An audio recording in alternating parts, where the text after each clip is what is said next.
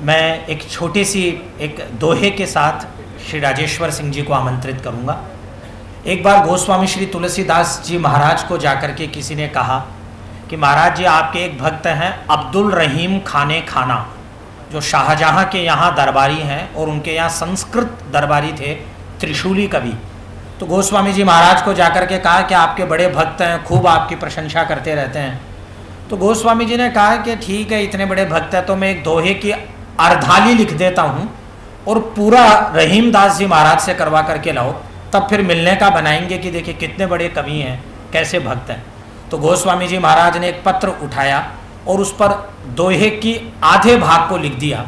वो दोहा लिखा, गोस्वामी जी ने आधा वाक्य लिखा, सुरतीय नरतीय नागतीय गर्भ भार क्यों ढोए। या आप लोग सुनिएगा बड़े गौर से। देवताओं की स्त्रियां, मनुष्यों की स्त्रियां और पशुओं की जो स्त्रियां हैं, ये किस कारण से गर्भ धारण करती है, ये क्यों बच्चों को जन्म देती है। देवियां बच्चों को जन्मती है, स्त्रियां बच्चों को जन्म देती है, और ये सर्पों की और तमाम जो पशु हैं इनकी, ये क्यों गर्भ धारण करती है। जाओ रहीमदास से इसका उत्तर लिखवा करके लाओ। रहीमदास जी महाराज के पास पहुंचे लोग और जाकर के बोले कि महाराज ये तुलसीदास जी महाराज ने लिख करके भेजा है। तो गोस्वामी जी के पत्र को पाते ही मस्तक के लगा करके नाचने लग गए रहीमदास जी महाराज के, मेरा कल्याण हो गया, उन्होंने मुझे केंद्र बना लिया गोस्वामी जी ने और मेरे लिए लिख दिया, इसका मतलब मेरे पे राम जी की कृपा हो गई। और उन्होंने, बहुत लोगों ने कहा कि महाराज नीचे वाला लिख करके भेजो आप, तब गोस्वामी जी आपको दर्शन देंगे। तो उन्होंने कहा कि इसमें क्या लिखना है, उन्हीं की प्रेरणा से ये लिख रहा हूँ, आपकी जानकारी के लिए केवल बता रहा हूँ। जो भक्त है ये बहुत प्रसिद्ध है कि गोस्वामी जी का नाम है तुलसी और माता जी का नाम है इनके हुलसी। तो क्या लिखा रहीमदास जी महाराज ने, गोस्वामी जी की पंक्ति दोबारा सुनिए, सुरतीय नरतीय नागतीय गर्भ भार क्यों ढोए। रहीमदास जी महाराज लिख रहे हैं, गर्भ लिए हुलसी फिरे मोरे तुलसी सो सुत होए। ये सब स्त्रियां इसलिए गर्भ को धारण करती है कि मेरे कोई तुलसीदास पैदा हो जाए। इतनी बड़ी अमर परंपरा के वाहक गोस्वामी श्री तुलसीदास जी महाराज, जिनके लिए पूज्य गुरुजी, श्रद्धेय गुरुजी प्रोफेसर जयकांत शर्मा जी ने बेणी माधव दास जी महाराज का पद उद्धृत किया। एक प्रसिद्ध कवि ने लिखा है कि यमराज कहे यमदूतन से कि पापिन को तुम लावत नहीं। अरे भाई आजकल डिपार्टमेंट बंद पड़ा है, तुम लोग जाते नहीं हो, काम नहीं करते हो, बिल्कुल किसी पापी को पकड़ के नहीं ला रहे हो, सारे दिन आराम करते हो यहाँ यमपुरी में। यमराज कहे यमदूतन से कि पापिन को तुम लावत नहीं, यमदूत कहे हम जावत हैं। अरे साहब रोज जा रहे हैं, क्या करें आप, जैसे सरकारी आदेश है, पर पापी हमको पावत नहीं। धरती पे अब कोई पापी मिल ही नहीं रहा साहब। तो यमराज ने कहा ये क्या हो गया, पापी कैसे नहीं मिल रहा। यमराज कहे यमदूतन से कि पापिन को तुम लावत नहीं, यमदूत कहे हम जावत हैं पर पापी हमको पावत नहीं। क्यों, श्री रामचंद्र की रामायण कोई लाय धरी उनके घर माई। किसी संत के यहाँ चले गए प्रवचन सुनने, चातुर्मास में कहीं प्रवचन में, संत ने कहा रामायण तो रखो घर से कम। संत ने प्रेरित कर दिया और पापी भी अपने घर में ले आए रामायण। तो रामायण का क्या प्रभाव हुआ, रामायण घर में रहने का। यमराज कहे यमदूतन से कि पापिन को तुम लावत नहीं, यमदूत कहे हम जावत हैं पर पापी हमको पावत नहीं। श्री रामचंद्र की रामायण कोई लाय धरी उनके घर माही। तो जहां रामायण की पुस्तक है चौकी तहां हनुमान करे। जहां रामायण होती है वहीं हनुमान जी महाराज खड़े रहते हैं। और साहब जहां हनुमान जी दिख जाते हैं उनके डरते हम जावत नहीं। हनुमान जी के डर के मारे हम लोगों की हिम्मत नहीं पड़ती। तो ये हनुमान जी, राम जी का इतना अद्भुत गोस्वामी जी महाराज। और मैं एक बात बीच में मैं बहुत गदगद होकर के कह रहा हूँ, आचार्य श्री केवल मुझे नहीं, केवल हम संतों को और जो चंदन लगा के बैठे हैं उनको नहीं, इस परिसर में जितने लोग बैठे हैं 98 से महाराज श्री की कृपा है। पुत्रवत शिष्यवत हम लोगों को स्नेह करते हैं, डांटते हैं, कितना स्नेह है, कितनी हम लोगों को मर्यादा सिखा रहे हैं। हम लोगों को वास्तव में देना भी नहीं आता कि किसी का सम्मान कैसे करना चाहिए। महाराज श्री जी पग पग पे हम लोगों को सिखा रहे हैं। यही वैदिक सनातन धर्म के पुनरुज्जीवन का प्रयास आचार्य श्री कर रहे हैं। यही वेद मार्ग की प्रतिष्ठापन है और इस वेद मार्ग के सनातन धर्म की परंपरा के अद्भुत रत्न। मैं एक सरकारी नौकरी में हूँ, रोज RAS IASों से पाला पड़ता है, मैं किसी की आलोचना नहीं करूँगा, इन तमाम अधिकारियों के बीच इतना सुहृद कोई कवि, जिनको परसों मैंने प्रश्न किया अभी 8-9 तारीख को संस्कृत अकादमी के कार्यक्रम में कि साहब मैं ये पूछना चाहता हूँ रिकॉर्डिंग में कि क्या संस्कृत के कोई भविष्य नहीं है, तो मैं महाराज श्री के श्री चरणों में कह रहा हूँ, इन्होंने डांट दिया मुझे, बोला तुम कैसी बात करते हो कौशलेंद्र, संस्कृत की खाते हो और संस्कृत के विषय में कह रहे हो कि संस्कृत का भविष्य नहीं है। इन्होंने कहा मैं सिरे से खारिज करता हूँ, जब तक गंगा है तब तक संस्कृत भाषा रहेगी, तब तक रामायण महाभारत गीता पुराण रहेंगे, इनको इस भारत भूमि से कोई नहीं मिटा सकता। मैं इस दृढ़ संकल्प वाले श्रद्धेय श्री राजेश्वर सिंह जी को, जो कि क्षत्रिय कुलावतंस हैं, मैं इन्हें आमंत्रित करता हूँ कि वे यहाँ पधारें और अपनी वाक्य कहें, आचार्य श्री को प्रणाम करें और गोस्वामी श्री तुलसीदास जी महाराज की अमर कीर्ति को हमें बताएं। श्री राजेश्वर सिंह जी। परम आदरणीय पूज्य स्वामी जी महाराज, professor Jaikant Sharma ji, professor Anil Jain ji, professor Umesh Nepal जी, शास्त्री कौशलेंद्र दास जी, यहाँ पर उपस्थित महानुभावों, देवियों और सज्जनों, यह मेरे लिए अत्यंत हर्ष और सौभाग्य का विषय है कि पूज्य स्वामी जी महाराज के सानिध्य में आयोजित गोस्वामी तुलसीदास जी के इस जयंती समारोह में सम्मिलित होने का सुअवसर मुझे प्राप्त हो रहा है। इस अवसर पर मुझे स्वामी जी महाराज के कर कमलों से जो सम्मान दिया गया, मुझे अच्छी तरह पता है कि मैं उसके सर्वथा अयोग्य हूँ, लेकिन इसको मैं महाराज जी का कृपा प्रसाद समझ के ही मैंने इसको ग्रहण किया है। इस अवसर पर गोस्वामी तुलसीदास जी के बारे में कुछ कहने की मुझसे अपेक्षा की गई है। मुझे यह भी भली भांति विदित है कि इस महाकक्ष में बैठे हुए ज़्यादातर लोग इस विषय में पारंगत हैं, निष्णात हैं और मेरे से बहुत ज़्यादा जानते हैं। इसके बावजूद मैं गोस्वामी जी को ही उद्धृत कर रहा हूँ कि छमिया ही सज्जन मोरी ढिठाई, सुनिया ही बाल बचन मन लाई। आप इसी भावना से मेरी बात को सुनेंगे और अगर कोई मेरे से गलती हो तो उसको आप क्षमा करेंगे। अभी जब शास्त्री जी संचालन कर रहे थे तो उन्होंने एक शब्द बार बार जो है इस्तेमाल किया, महाराज जी के मुख कमल से भी निकला कि सनातन। तो ये जो सनातन है, जो हम अपनी संस्कृति को भी कहते हैं, अपनी सभ्यता को भी कहते हैं, अपने धर्म को भी कहते हैं, वो सनातन इस बात के अलावा और कुछ नहीं है कि जो प्रकृति है, पर्यावरण है, परिवेश है, पड़ोस है, जो हमारे संबंधी हैं, इष्ट मित्र हैं, जीव जंतु हैं और पूरा ये जो दृश्यमान जगत है, उसके साथ हमारे इस जीवन का संबंध क्या हो। अगर वो सामंजस्यपूर्ण नहीं है, सामरस्यपूर्ण नहीं है, तो मुझे लगता है कि जो हमारा सनातन का बोध है वो अधूरा है।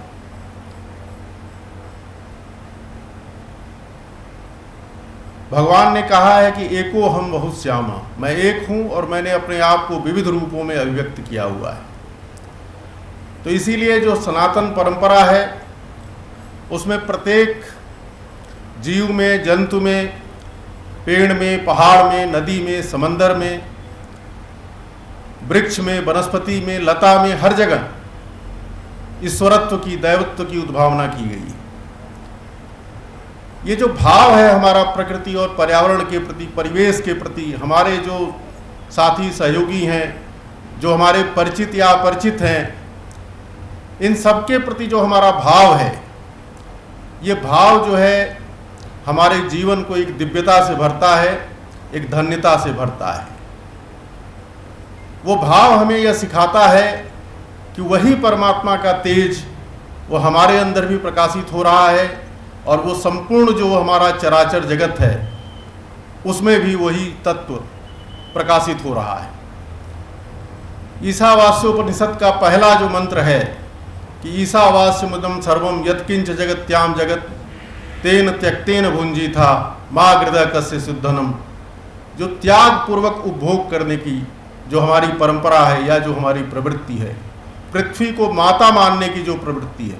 महात्मा गांधी ने ये बात कही थी कि संपूर्ण प्रकृति जो मानव मात्र है और जीव मात्र है उसकी आवश्यकता को तो पूर्ण करने में समर्थ है, लेकिन वो किसी एक व्यक्ति का लालच भी पूरा नहीं कर सकती, किसी एक व्यक्ति के लालच का भी पेट नहीं भर सकती। तो ये जो लोभ और लालच पर नियंत्रण है, जो तृष्णा और वासना पर नियंत्रण है, जो कामना पर नियंत्रण है, और उस नियंत्रित भाव से इस जगत का जो त्याग पूर्वक उपभोग करना है, यह हमारी संस्कृति सिखाती है और यही सनातन का बोध है। ये जो बोध है यही हमारे वेद में, हमारे शास्त्रों में, हमारे उपनिषद में, पुराणों में, स्मृतियों में, धर्म ग्रंथों में और हमारे संतों की पूरी भक्ति आंदोलन की जो परंपरा है, कबीर की, तुलसी की, रहीम की, आपके नानक की, दादू की, मीरा की, रैदास की, पलटू की, सहजों की, जितने भी संतों का अपन नाम ले सकते हैं, सारे जो है इसी सनातन के बोध को मुखरित करते हैं। तो गोस्वामी तुलसीदास जी का जो जीवन है, हम उसकी तरफ आते हैं। आज उनकी जयंती है, हम इस अवसर पर उनकी जो पवित्र स्मृति है उसको प्रणाम करते हैं। ये एक संयोग का विषय है, एक संयोग है कि मुझे गोस्वामी तुलसीदास जी के नाम से ये सम्मान दिया गया। लेकिन बचपन से जिन दो महाकवियों ने मुझे सबसे ज़्यादा प्रभावित किया, उसमें पहले जो है गोस्वामी तुलसीदास जी महाराज थे और दूसरे पंडित सूर्यकांत त्रिपाठी निराला थे। और उसका कारण ये था कि जो दोनों का जीवन था और विशेष रूप से जो बचपन था, और निराला जी को तो खैर पूरा जीवन ही वो दुख से, वेदना से, व्यथा से और संताप से भरा रहा, अभावों से भरा रहा। और मुझे लगता है कि अगर वो दुख और व्यथा, वो वेदना और संताप, वो पीड़ा अगर उनके जीवन में नहीं होती तो वो इतने हृदय स्पर्शी, इतने मर्म स्पर्शी, इतने मार्मिक और इतने कालजयी काव्य का सृजन और प्रणयन नहीं कर सकते थे। गोस्वामी जी ने अपने बचपन का जो चित्रण किया है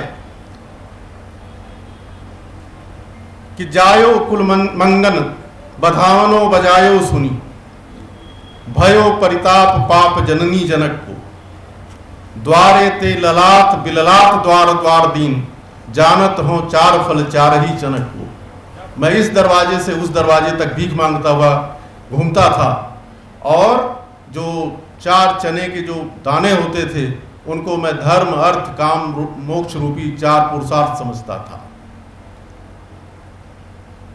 फिर वो काशी आए।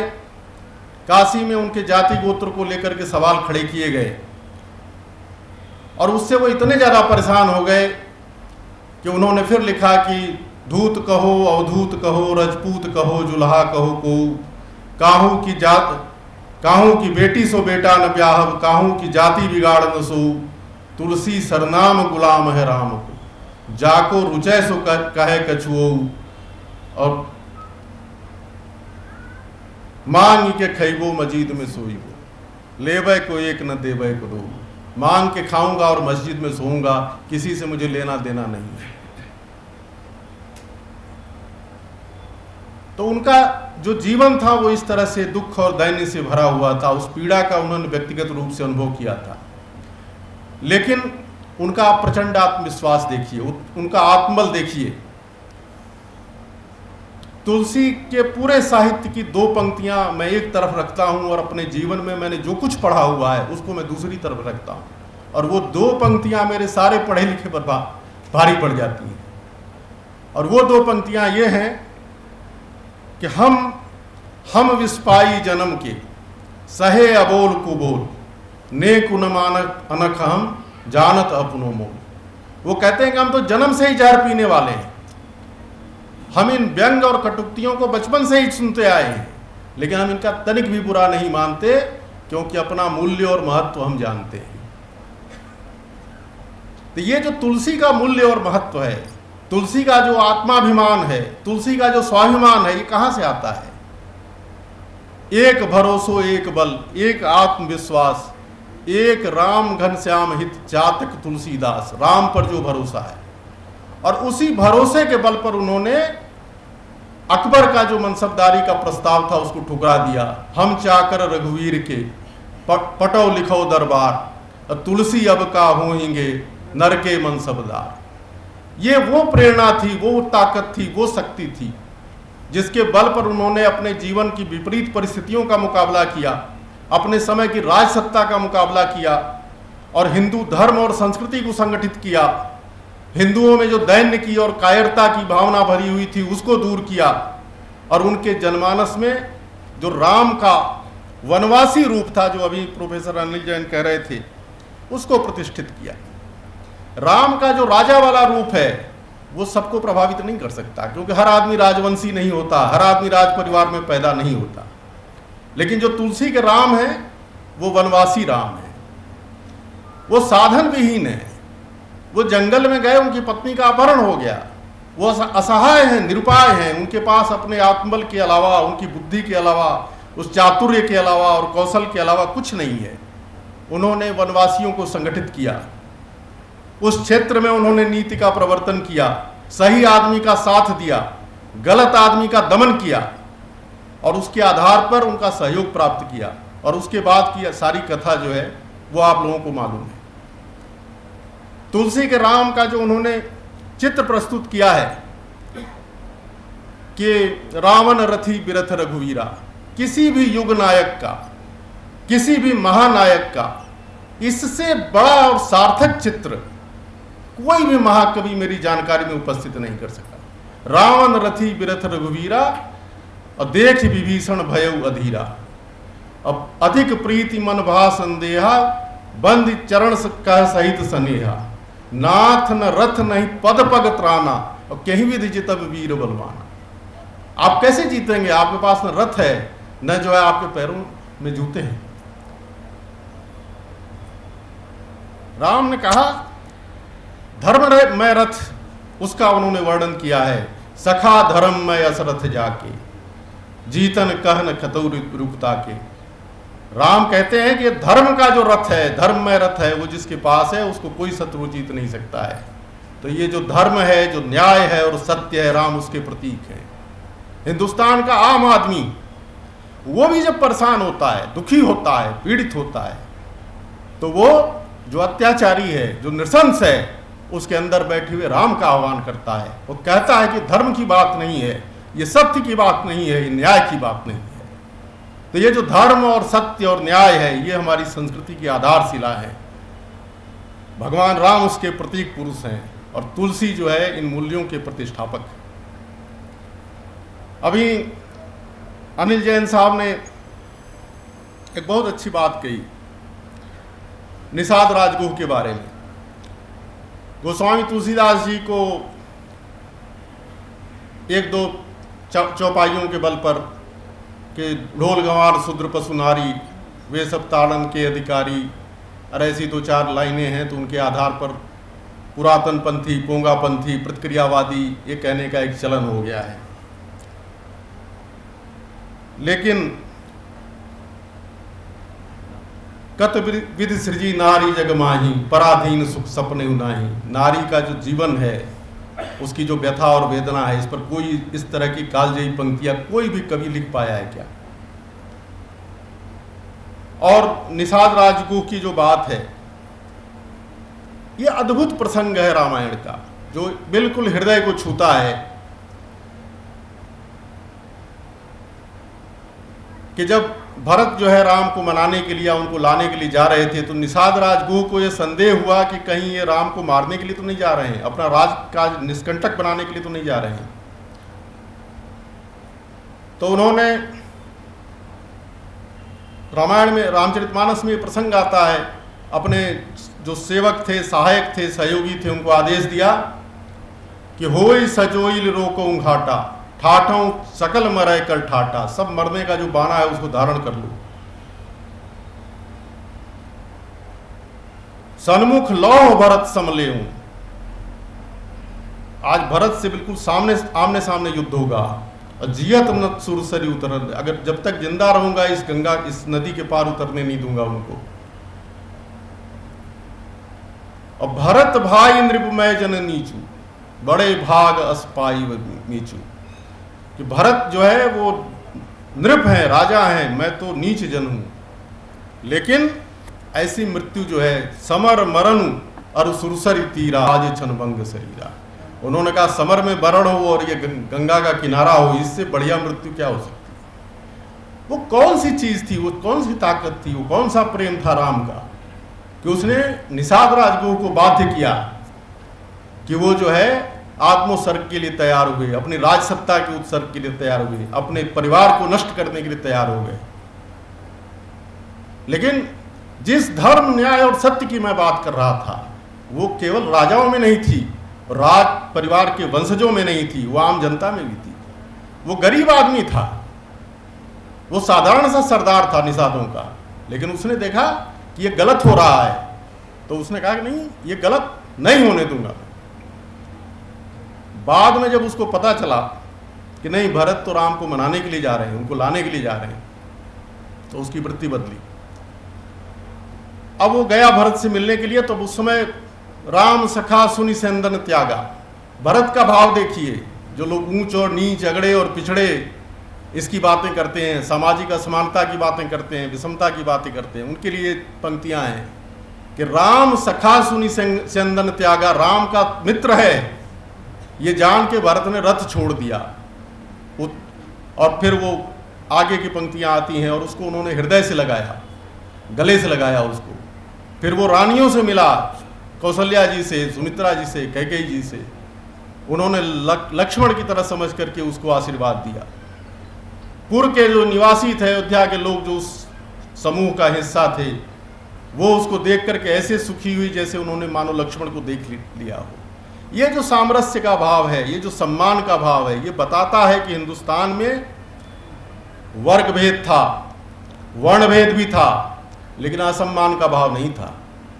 पारस्परिक प्रतिष्ठा थी, हर व्यक्ति अपना काम करता था, जो धर्म विहित कार्य होता था उसके अनुसार अपना जीवन यापन करता था, लेकिन कोई ऊंच नीच की भावना यहाँ नहीं थी।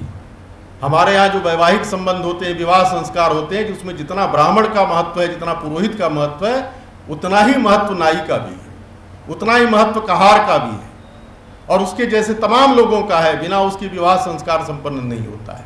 सबकी प्रतिष्ठा थी इस समाज में, जिसको आज की व्यवस्था ने बिल्कुल धूमिल कर दिया है और एक तरह से गलत तरीके से परिभाषित किया है। तुलसीदास जी ने, या पूरा जो भक्ति आंदोलन है, उसकी क्या परंपरा है कि जात पात पूछे नहीं कोई, हरि को भजे सो हरि का होई। तुलसीदास जी ने एक ही पात्रता बताई, पाई न कही गति पतित पावन, राम भजी सुन सठ मना, गनिका अजामिल व्याध गीद गजादि खल तारे घना, आभीर जवन की रात खस सुख जादि अति अगरूप जे, जय नाम बारक ते भी पावन हुई राम नमामि ते।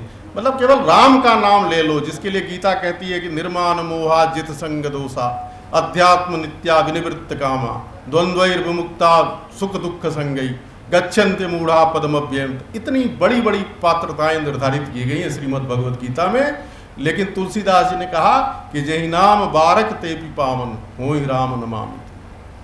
केवल नाम लेने से जो है आदमी वो मोक्ष का अधिकारी हो जाता है, और वहां पर सब जो है सम्मान के पात्र हो जाते हैं। जो भी राम के भक्त हैं वो सब सम्मान के पात्र हैं। एक जैन साहब ने और बड़ी अच्छी बात कही, मैं भी इनकी तरह से पढ़ लिख के नहीं आया, तो थोड़ा इनसे ले रहा हूं, थोड़ा जयकांत जी से लेकर अपनी बात कह दूंगा